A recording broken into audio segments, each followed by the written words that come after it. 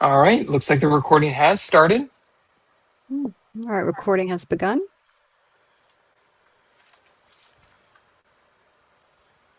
Thank you so much. Good evening, everyone. To introduce myself, I'm Usherla DeBerry. This is how I'm referred to in sign language. I am the director of the Governor's Office of the Deaf and Hard of Hearing. I want to thank everyone for joining us tonight for our SBSLI meeting. My role this evening will be essentially to provide some opening remarks about Zoom etiquette before the meeting convenes. And then at that time, I will turn it over to the board. So at the beginning of the meeting, each member will introduce themselves. They will state their name and their role with their camera on. When your camera is on, if you wouldn't mind providing a brief description of yourself, as I should have done. I am a black, deaf, light-skinned female wearing clear glasses whose hair is up in a bun. I have on gray earrings. I have on a black jacket. I'm in front of a black background, and I have a blue shirt with a State of Maryland pin on the lapel. Please, before you want to make a comment, state your name for the record. It's also very helpful to pause for 2 to 3 seconds before responding. This aids in the interpreting process.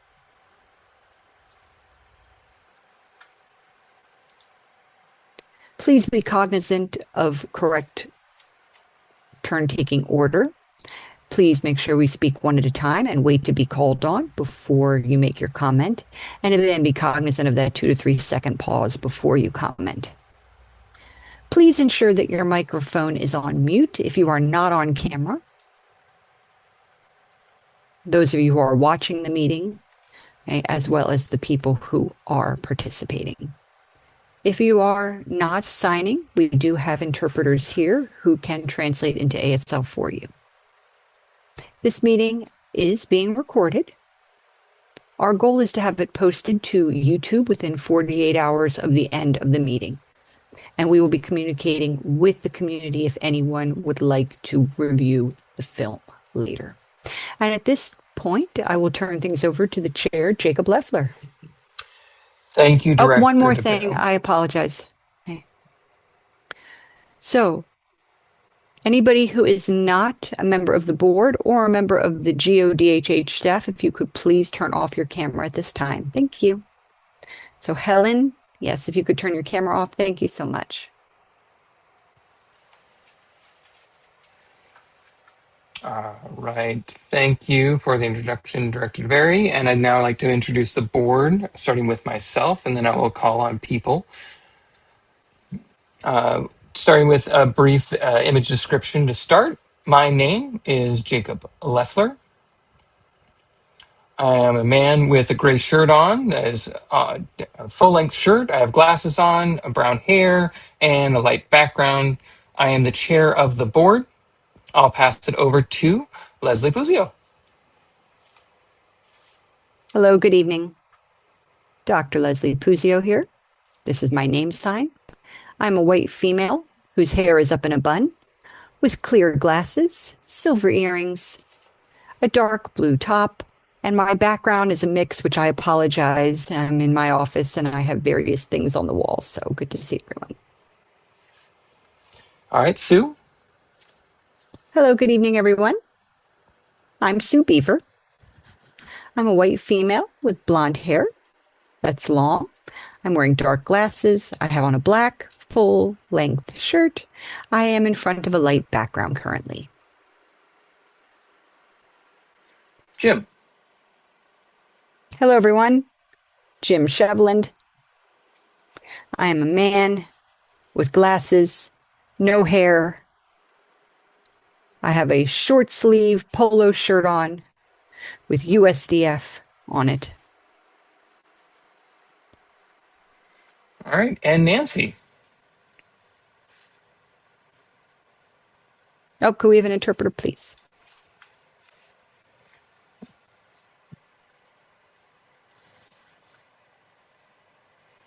Hello, my name is Nancy Gaskin. I'm a black female. I do have glasses on today. My black background is blurred. And I do have my hair curled today. And I'm happy to be here. Thank you. All right, this is Chair Leffler again. Thank you. Now we'll begin with our agenda. We do need someone to make a motion for the approval of the agenda. Leslie? Actually, I have two edits before we approve it, the minutes. Okay, first and foremost. So the interpreters for the previous meeting were Christina Whitehouse Suggs. Sorry, back up. Are you talking about the minutes or the agenda? I jumped to the minutes from February. Oh, yes, please Oh, hold I on that. apologize. I I apologize. just I mean the agenda. apologize. Yes, I just mean the agenda. If somebody could make a motion to approve the agenda. Nancy? I move to accept the agenda as presented for tonight. Thank you. And who will be the second? I see Sue is seconded. Any discussion on the agenda tonight? Any changes or edits? Seeing none, we'll move forward with a vote. If all would in favor, raise their hands. All right, and that motion passes, unanimous consent. Moving on. Now we will talk about the meeting minutes from our prior meeting. And I do notice, Leslie, you do have some edits. Yes, I do. Thank you, Chair. The two interpreters that were documented are incorrect. So the interpreters, Anna Rose was not here during the meeting. It was a different Anna. And the other interpreter, Gavin, was also not here either. So I forget the one interpreter's name, but I know one of the interpreters goes by the name Christina Whitehouse Suggs. And that's hyphenated. The other interpreter, her first name was also Anna, and I forget her last name. However, we need to amend the minutes to show that. So maybe if we can look at the number of attendees and who showed up, we might be able to find out the last name of the second interpreter from the February meeting. Okay. And I can ask the Governor's Office of Deaf and Hard of Hearing to make the changes to the minutes. Thank you, Leslie. Thank you. Any other edits to the minutes? Not at this time. Seeing none. If somebody could make a motion for approval of the minutes with the amendments. Oh, Sue? nope. Leslie. I see Sue. So this is Leslie. I move to approve the minutes with the editing of the two interpreters who were present. Do we have a second? Second. All right, Sue. Sue seconds. Now, all in favor of the edited minutes being approved? And that passes, unanimous consent. Thank you, everybody. Now we'll move on down to our GOD-DBHH report. If I could call Tanea to the stage.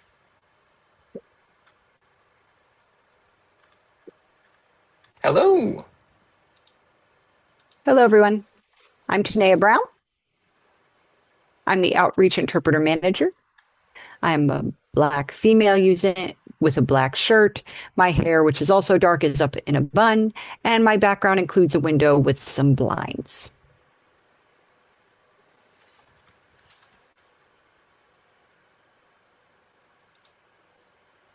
Okay. At this time, I will proceed with the GODHH update. We want to thank you for your questions. In regards to the study groups, we have continued to offer study groups and expanded our efforts by providing in-person mentorship opportunities throughout Maryland with the Maryland Advisory Council for the Deaf, Blind, and Hard of Hearing, the MACDDBHH. We are also working to expand these opportunities throughout the state.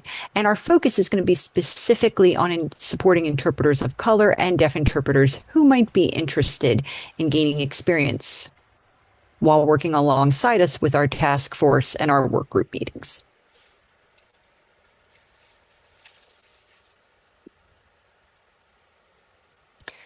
So as more opportunities become available, we will be sharing out announcements via various channels, our newsletter for one, our social media platforms, and our website. And we encourage everybody to be following these various vehicles for communication. Now, that's where we will be updating you on study groups, membership opportunities, and other professional development opportunities. We also will be listing all of these events out in our annual report, or AR.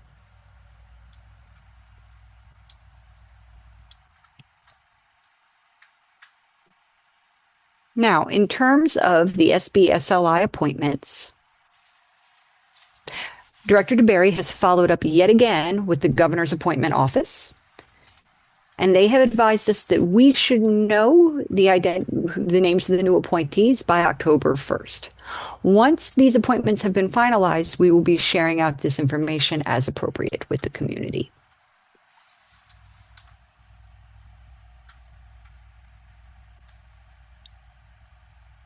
I just want to add, our one-stop portal, that timeline was shared with Chair Jacob Leffler. And I want to emphasize it is tentative, and that is contingent on the board's decision regarding the regulation process. The portal timeline, the goal is to align that with the progress and the finalization of said regs. And I want to thank everyone for their continued support, and let me know if you have any additional questions. Yes. Leslie, you have your hand up. So this is Leslie speaking. I want to go back to the first question regarding the studying groups. I know for over a year, the board has been asking GODHH to host these in a more geographically diverse amount of areas. I want to ask, why is the decision to still host those in Laurel? And why have they not expanded to other areas of the state?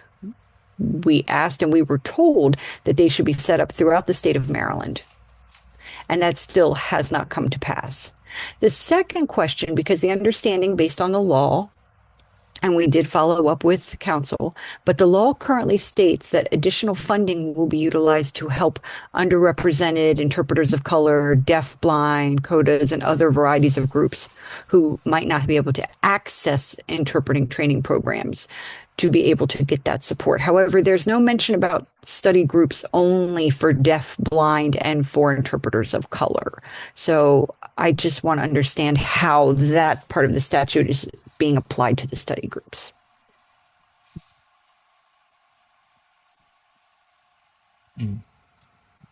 This is Tanea. For these study groups, many people have been going to Laurel because it is somewhat mid-distance between Baltimore and other locations nearby. There's a church that we are able to utilize. We are changing to a new location, which is going to be the First Baptist Church, and they have platform table, etc. We have been utilizing the library. However, the room is fairly insufficient for the study group. So we are looking at hosting 2 tables within our study group now.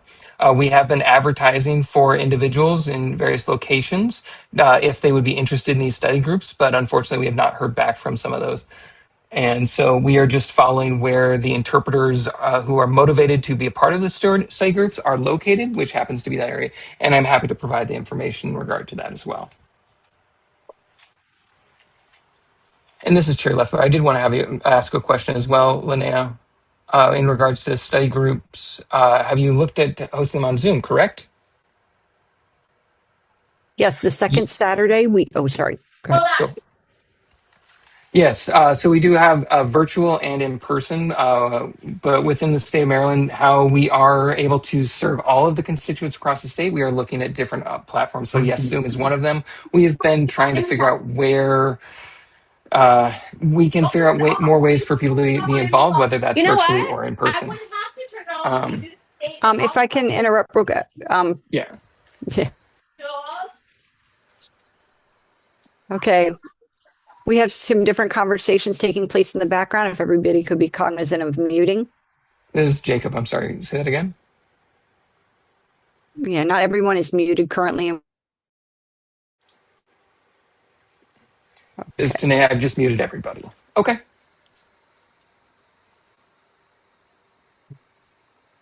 Okay, so this is Leslie, a follow-up question. I understand you're following geographically where people are showing the most interest, but 2 things are causing me pause. One is it only seemed, well, 2 out of 3 places are churches, are places of worship, and we need to respect religious diversity within our interpreting and our deaf community. And if people feel they want to go, but maybe they feel off put by going to a church, maybe picking a more neutral location like a school for a deaf or a library. And also, you mentioned about being at kind of like midway.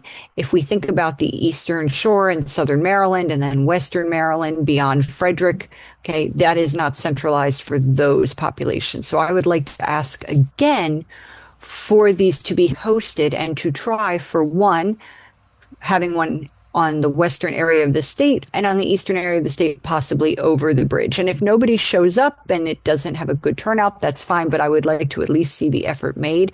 And so we are asking, and then for that to happen, then we see how it goes. And again, also to be cognizant of hosting it in a neutral location. Yes, this is Tanea. For space, we recently hosted in church, but we found that to be more successful in the library because the library doesn't have projectors, and many of the spaces, many of the individuals didn't bring laptops or didn't have access to them. And the church was providing us a free space that had those amenities. For the library conference room, you also have to pay the library in order to utilize the room. So again, without a guarantee that people are going to show up or not, that's a cost we're considering. But as to your point, we can try to look at places in the Eastern Shore area, Western Maryland. We can make that effort. I would doubt some places that people would show up in, but we can definitely try. And just to make sure that, again, we're considering the comfortability of the people attending. So if it's not a church space that they go to, we can try to figure out what other places they may find more appropriate. This is Jacob. Another idea for you, Tanea. With more outreach for the study groups, we could partner with different colleges, universities around the state that have ASL classes or interpreting programs and work in partnership with them to, maybe host something at their school.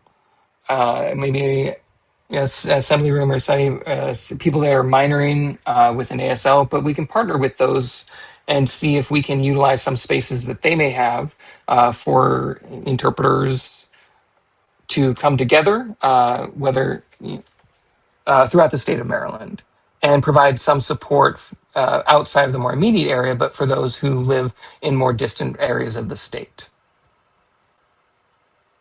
So maybe we try one in that Eastern Shore area just to see if it is successful and go from there. So it also serves some of our neighboring states like Delaware.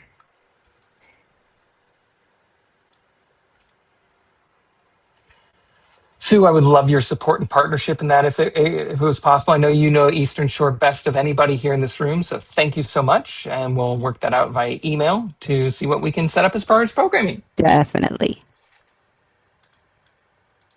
All right, thank you. Are there any more questions from the board to ODHH? Or GODDBHH, pardon the interpreter. Seeing nothing, thank you, Tanea. Or did you have more of a report for us?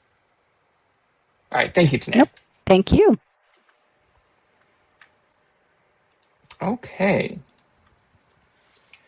So the office will be, thank you for the office for their report. As the chair, I will say, as far as my report, we have been meeting since the past meeting in February in regards to the new law and the changes, clarifying some of the misunderstandings or clarifications needed of what the law intends, and also working to make sure it's clear with the community as to the law itself. It will become effective on October 1st and thereafter. So that will be the expansion of our board from 7 to 11 members. 9 of those 11 will be considered voting members of the board, with 2 who are non-voting members. Of those 9 members, other information to be aware of, we have requirements for providing reports for specialty areas in regards to licensure, whether it's medical, legal, and education.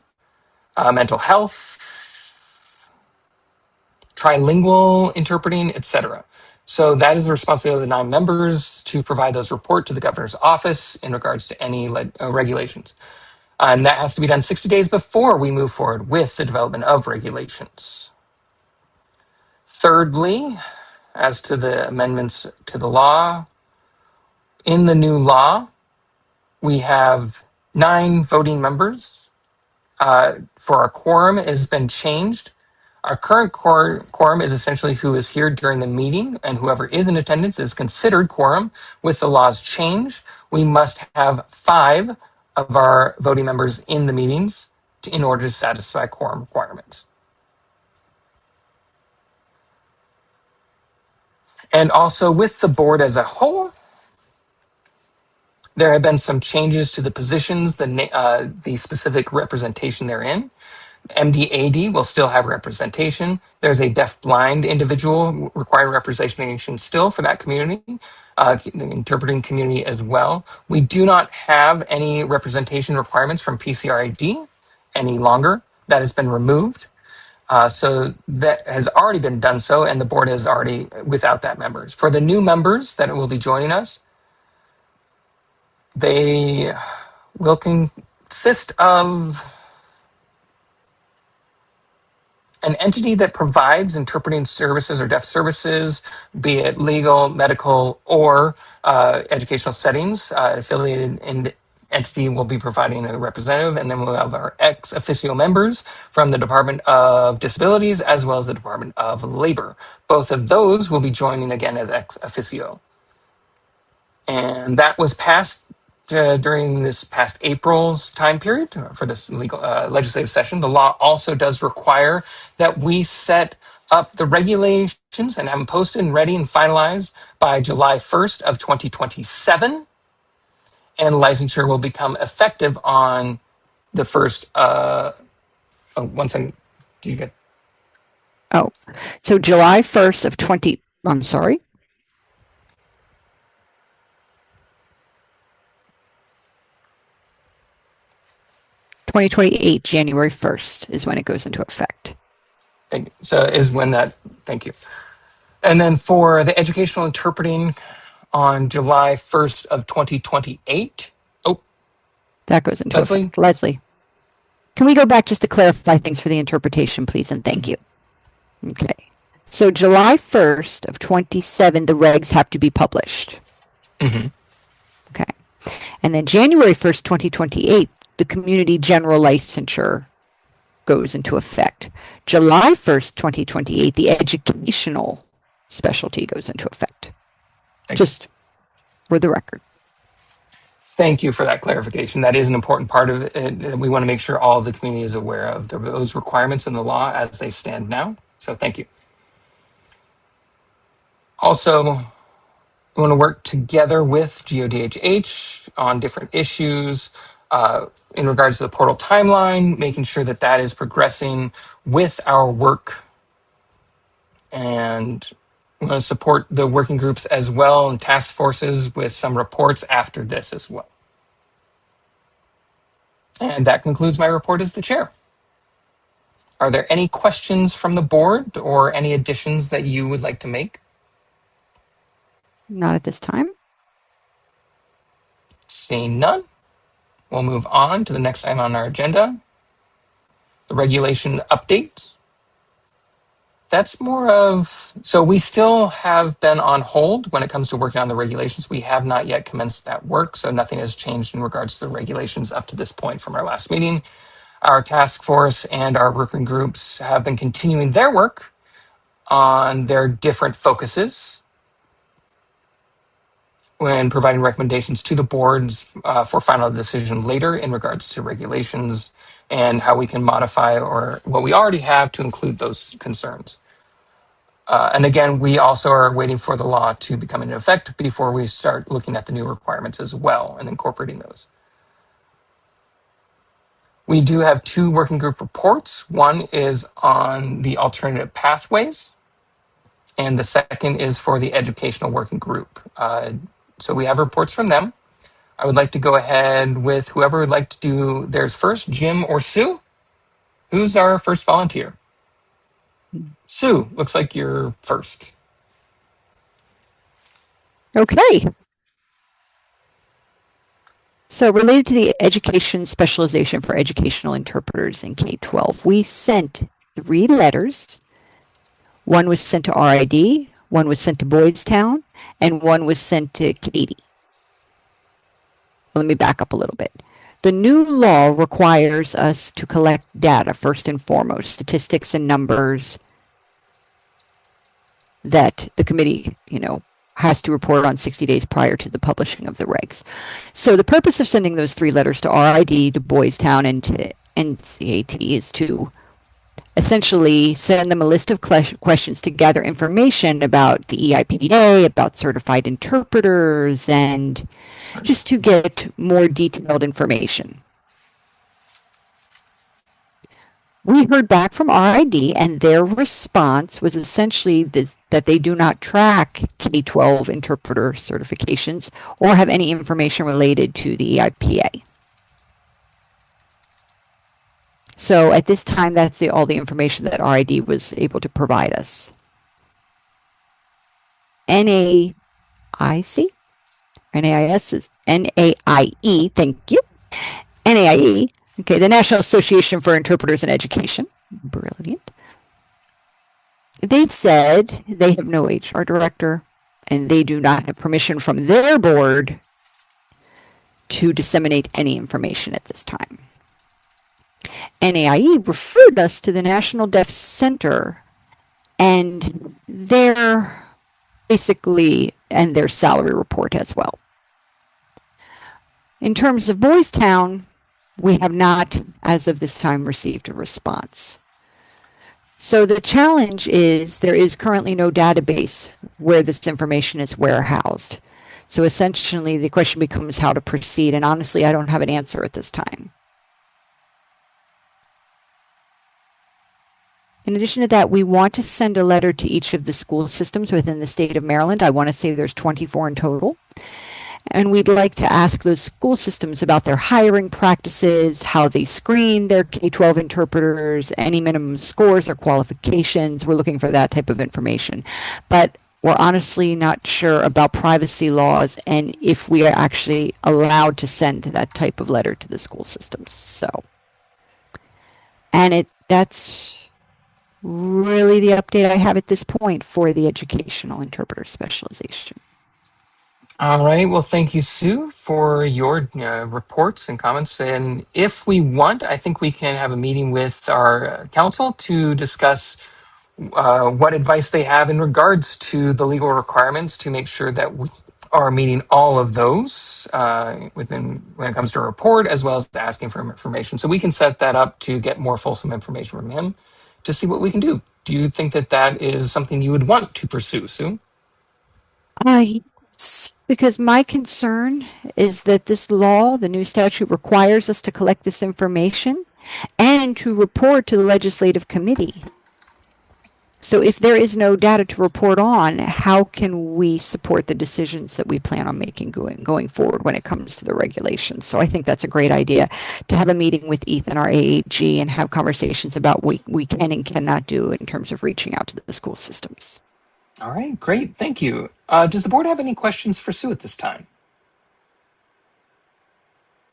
Seeing none? All right. Thank you, Sue, for your report and the diligent work that you put into that. We look forward to more of your work and the fruition that it brings. Jim, you are on with our alternative pathways. Glorious. So we've met several times since April. We're meeting on a bi-weekly cadence. We had a planning meeting with the committee, 14 members in total, with a variety of different backgrounds representing different stakeholder groups. So in summary, we're looking at 2 essential requirements. There's 2 things we're looking at for alternative pathways. Ethics and knowledge, they're the business consideration piece of interpreting that industry. And then in addition to that, their ability to actually utilize the language, both receptively and expressively. And we've had conversations, a variety of conversation. For the ethics piece in particular, the RID written test does exist, and if they pass that and become pre-certified, that's one option. Or having other ways that the board can develop on their own, maybe their own version of an ethics test, for example. Now, for the performance piece, how to do that We would have to develop something not branded. So looking at maybe a panel of sorts. I have pause about that, but putting in place maybe a group of individuals. I don't know, maybe 3 to 5 individuals to be able to improve them on a case by case basis to interpret. If somebody has quote unquote been approved by the board or by the governor's office of the deaf, blind, and hard of hearing, you know, that's an option. The concern is for those folks who are coming to us from more remote areas. Okay. Finding enough people to evaluate people in those particular areas. So we're looking at how we can logistically set up an appropriate process for people to be able to demonstrate their interpreting skills, those performance skills, in lieu of taking the test. We actually had a meeting yesterday. We were supposed to, but we will have another meeting 2 weeks from now as well to continue that conversation. And we're hoping to talk more, and if the board has any feedback about any considerations that they would like that particular working group to take into mind as we have these conversations, as we're looking at the performance test and evaluating those expressive and receptive skills, please feel free to share.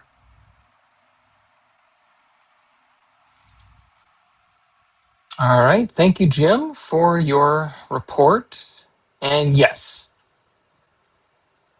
the task force has already decided on the first part in regards to the ethics and knowledge portion, and that's fine. And for the performance, I guess I would ask the board, do you have any ideas or considerations that Jim could bring back to the task force for further discussion on what that performance component is going to look like? A panel, a letter of recommendation. People who will be evaluating them, or what are your thoughts when it comes to how we can screen interpreters for the qualifications to interpret in the state of Maryland and earn the license to do so? If I may. Leslie, yes. This is Leslie commenting. Comments and questions, actually, are what are going to be forthcoming. One initial concern. I know we've had conversations about the provisional license as well. For a provisional license, in order to receive that, one has to pass the knowledge and ethics exam. Understanding if an individual passes and then fails one, meaning you could, for example, pass the knowledge and fail the ethics portion, or fail the ethics. You can't take the ethics until the performance. So that necessarily isn't an issue with the provisional, but this would apply. If a person passes the knowledge but fails the ethics piece, how do we then evaluate their ethical approach, for lack of a better term? That's a question. I mean, that's something the task force, I don't know if you've discussed it yet, but that's something they should definitely consider. No. I know many people in the community have expressed interest in participating in the task force. So would you mind, Jim or Jacob, not naming names per se, but could you give just kind of a breakdown of the different representation, like where are these folks coming from? What is their sign language background? Are they CODIS, for example? Things like that. Just briefly a snapshot of who's represented in that group. Yes, and this is Chair Leffler. I can answer that. We have a total of 14 individuals on that task force. Deaf interpreters, certified and non-certified deaf interpreters. We have hearing certified and non-certified hearing interpreters. We have deaf blind people that are also within the group. And we also have heritage interpreters. We are looking across the gamut and geography of our state to get representation from Southern Maryland, from Eastern Shore area, Western Maryland, etc. So we have all of these variety of perspectives that are within the task force, and we also have interpreting agency representation on that task force working group as well. Now, understand we also have several BIPOC individuals that are working within the task force, and so we do have the BIPOC perspective, which is critical as part of that because we do realize and recognize that it impacts them, heritage signers and interpreters as well, and people who are recently graduated from their interpreter programs, as well as or people that are looking at alternative pathways. So We have tried to figure out ways that we can determine what is the best way for the state, including all those perspectives writ large. Jim? No, the interpreter programs, we also have representation from them as well. Ah, yes. Leslie? Okay, beautiful. Thank you. I appreciate that, Chair. I have another point. My thinking about a panel. I agree that whether it happens or not is that there will be a perception of bias. The community of interpreters, the deaf community already has feelings that there are bias. So setting up a panel, I don't know how that would be best. I mean, all evaluations are going to be subjective, whether it's an RID, whether it's a CASLI, whether it's an EIPA, all evaluations, the evaluators, no one is a robot. Nobody, is a computer evaluating it without those internal human qualities. But we need to demonstrate and show other states, because remember, they're going to be looking to Maryland as a model. We need to show what the appropriate way of doing this is, as well as being able to appropriately demonstrate one's skill as an interpreter. The deaf community, there's been a lot of emails from areas of Maryland, the aforementioned Western Maryland, Eastern Shore, and Southern Maryland, talking about the DMV, the DC area is a hub for many interpreters. But for those very, very remote sections, those people are not there. So how do we collect information about, for example, we've gotten a lot of feedback from the Southern Maryland deaf community, and their sense is that their interpreters might not be certified, but they feel they are adequately qualified, very qualified. So maybe inviting several of those interpreters from those remote areas to the task force so that their skills could be viewed so we know what they look like. And then maybe also asking the members of the deaf communities in those areas for their feedback, not necessarily what they like, but what they've observed that's successful or not successful about those interpreters. That might be able to give us some guidance in terms of how we evaluate and what we're looking for in terms of skill for that population that's not certified. That's just an idea. Jim? We currently do have representation from Southern Maryland on the task force. Oh, good, fantastic. Again, it's a very, very small community in that area, so it's very difficult to find enough individuals to represent that particular geographic location. But as Jacob mentioned, we have representation from various stakeholder groups, certified, uncertified, CODA, hearing, deaf, etc.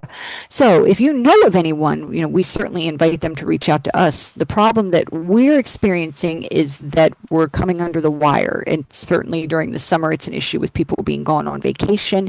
And in order to complete what we're charged to do by September for the alternative pathways piece, that's a bit of struggle. Now, you said a panel is going to be difficult because of bias. Everything we have proposed has a patina of bias to it because there are Right. people involved, right? So how do we find people who are, basically we need to find people who are willing to own their bias. And, the community has said the majority of those who are evaluating should be deaf. It should be above a 50% majority in terms of the evaluation group. So, okay. So if the board needs to agree, then we can then encourage the task force, any decision they make or any recommendation that they make is going to be at least, keep in mind, a 50%, above 50%, so at least a 51% deaf majority. This is Chair Leffler. Nancy, do you have any thoughts? I'd like to ask you specifically on this topic.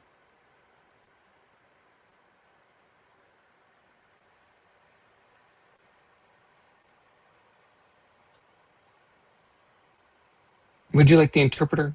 No. Oh.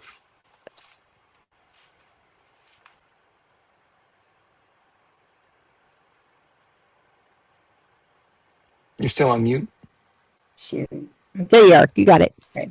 Just thinking right now, I'm just thinking about it. It's a lot happening. I'm more concerned about what communities we may miss. And I know it's for the deaf community, but we have to, think about other communities that would be able to help. I'm trying to I'm just thinking as I talk, and I can't really say it right now, but I have a lot of thoughts about it. I believe it should be the majority should be death on the pen. I truly believe that that's right. That's right. But how do we not sound like it's we're being by, you know what I'm saying? I want to make sure we're being fair, in this. So I really can't say everything right now. I have to think about it and just report it later. Is Jacob okay? Yeah. Yeah, sorry. I just wanted to check in and make sure if you did have any thoughts. I want to make sure you did not feel like we were discounting those in this meeting. So I just was looking to incorporate those into this meetings. So thank you. Sue, how about you? I think Jim's right about bias. We're all people, so there's going to be bias involved in everything we do. But I do like the idea of a panel, plus the addition of perhaps a letter of recommendation from individuals who might meet certain criteria, like they themselves are certified or licensed. Not like, for example, I would not recommend a letter of recommendation from a family member. It would need to be somebody who has had the opportunity to observe the skill of this individual and who's very knowledgeable about their skill set when it comes to interpreting. I don't know if anybody's thought about an interview as a component. Hmm.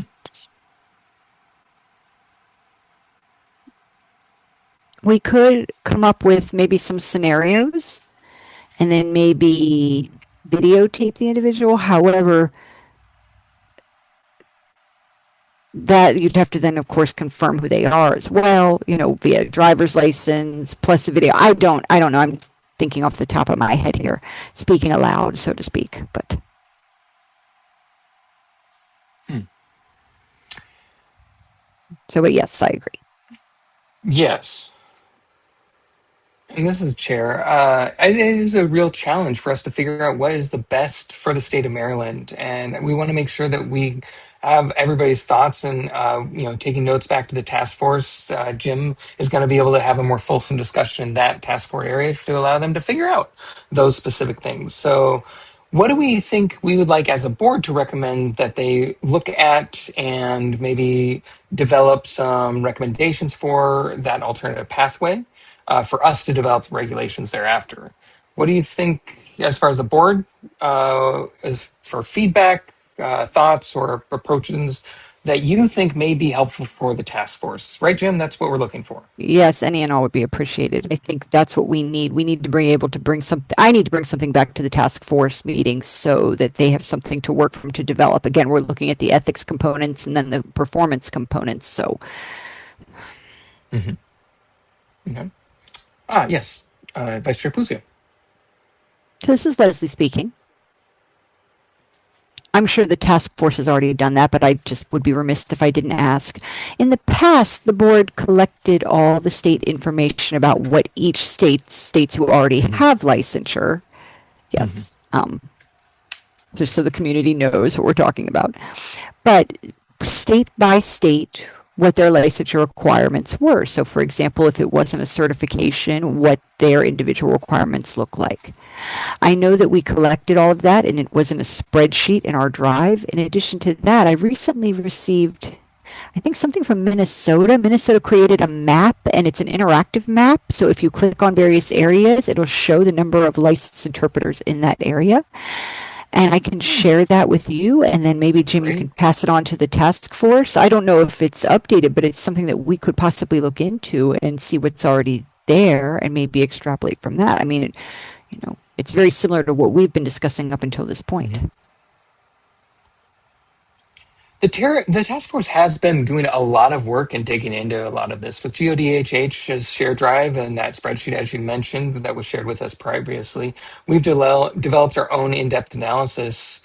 So any new information that you have that could be provided to the task force to better our understanding of what the landscape looks like to help us set up what Maryland should do, I think that would be better than not having it. Absolutely, will do. Perfect.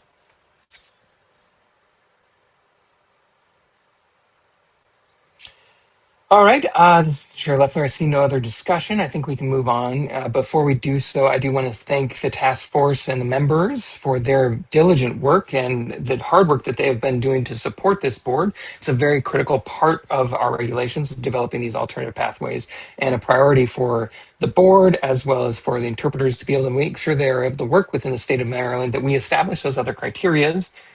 So thank you for your work, and also to the education group as well. Both of you have been doing amazing work, and we are looking forward more in the future for what can be contributed from your efforts. Thank you.